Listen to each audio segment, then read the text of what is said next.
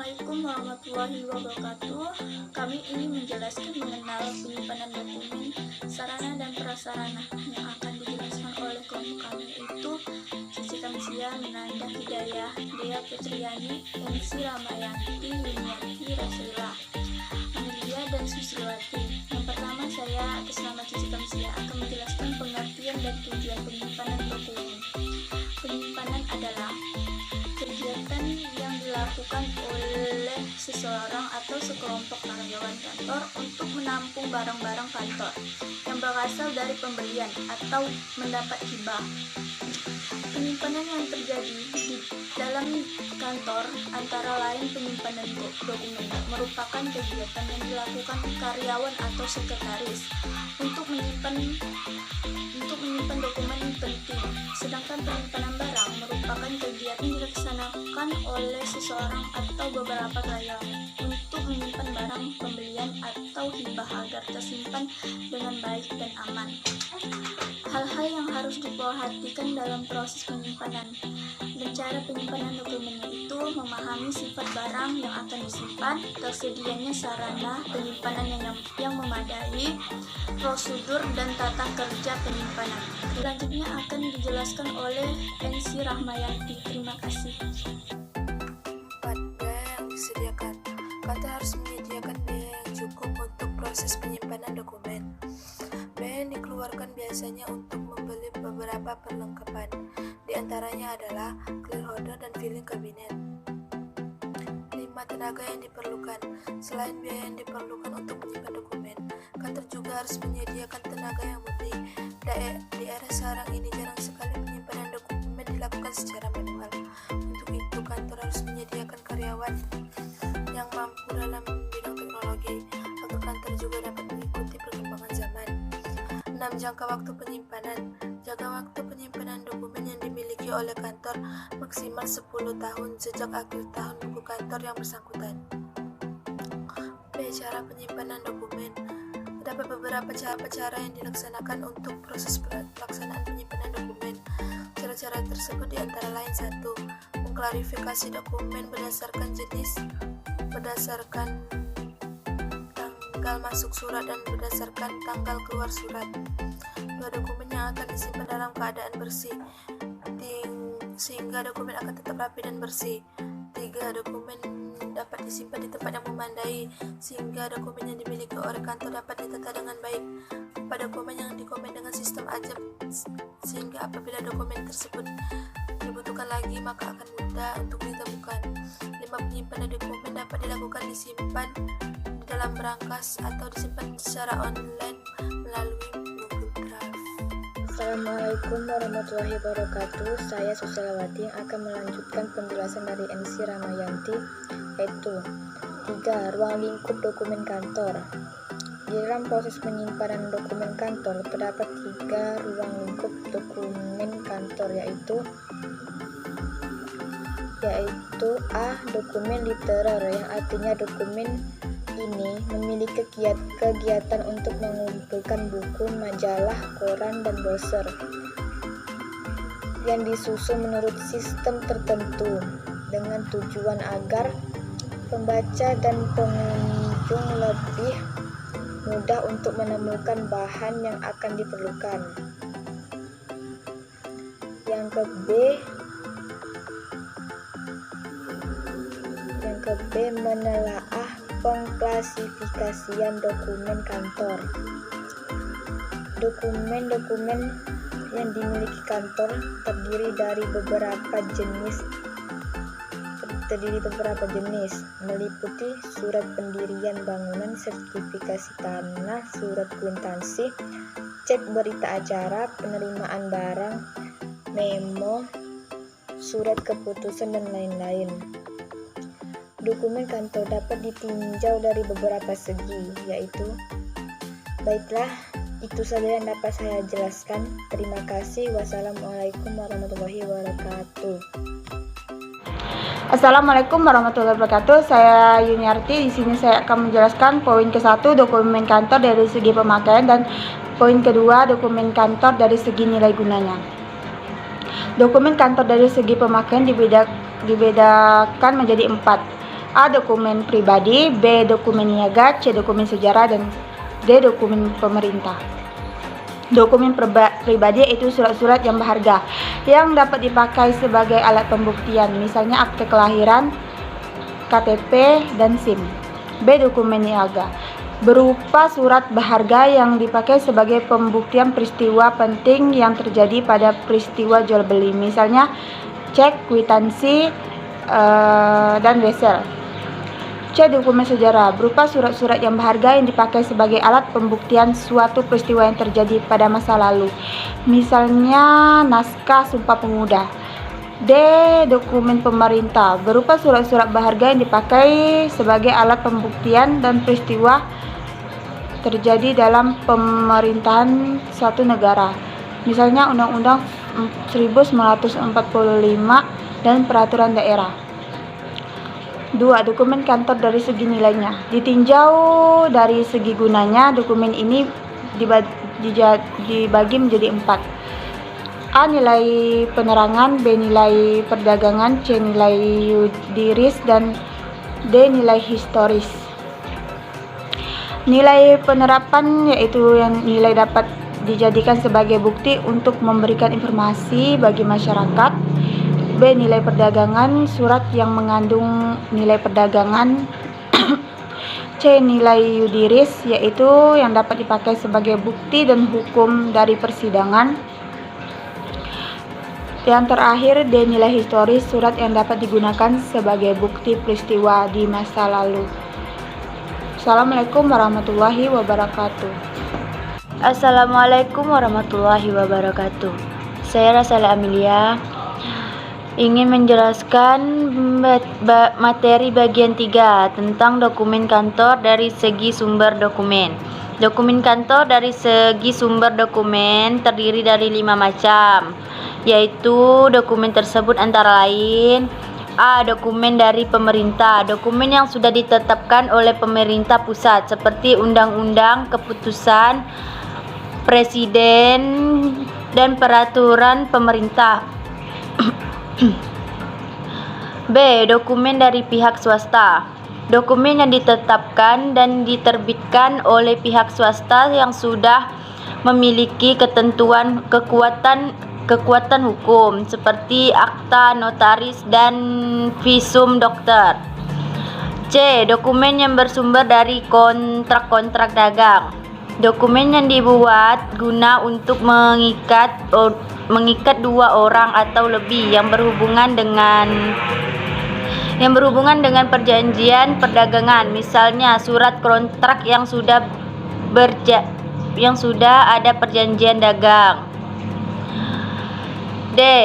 Lembaga persuratan dan penerbitan, lembaga yang mengurus tentang surat dan menerbitkan majalah atau clipping. E.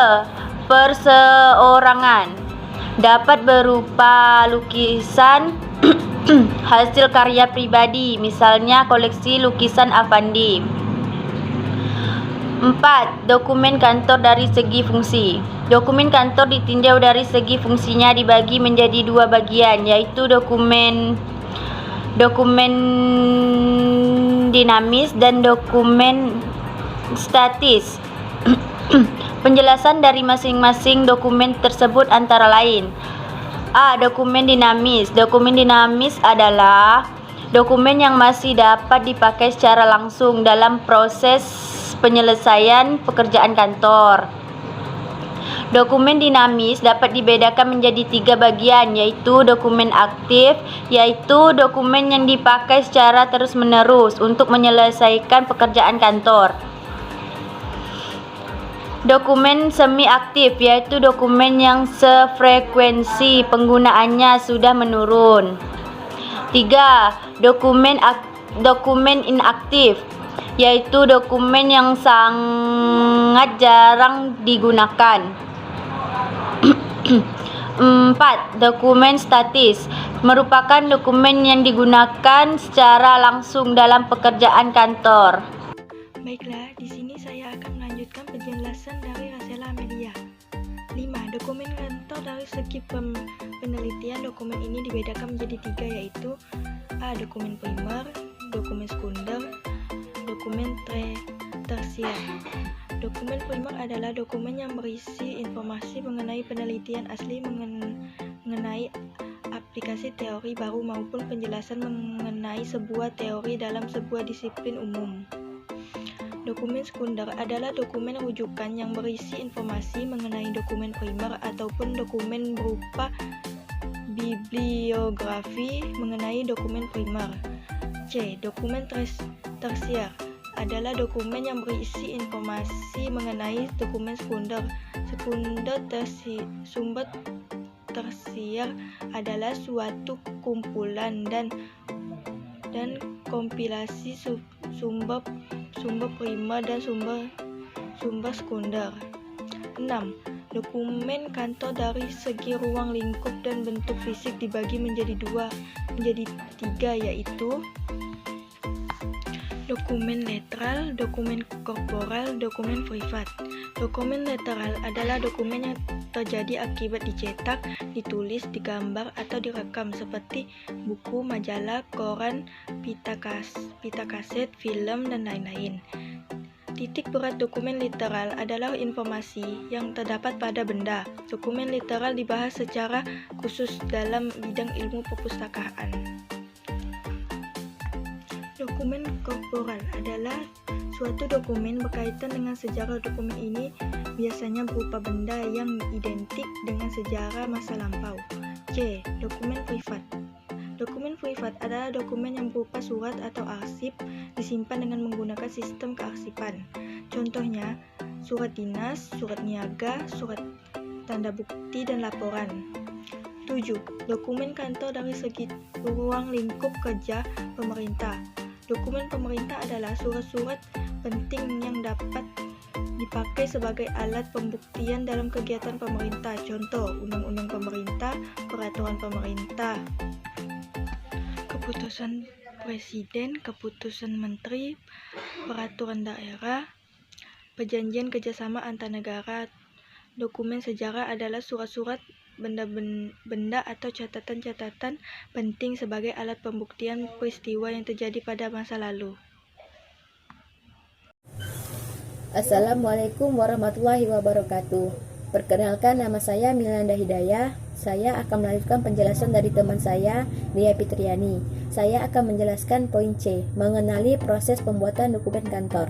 Dokumen kantor terdiri dari surat, memo, laporan yang dibuat sebagai bukti suatu perusahaan telah melaksanakan kegiatan. Berikut beberapa penjelasan mengenai dokumen kantor. Yang pertama, surat penawaran barang. Surat penawaran barang dibuat oleh penjual kepada calon pembeli untuk menawarkan barang atau produknya.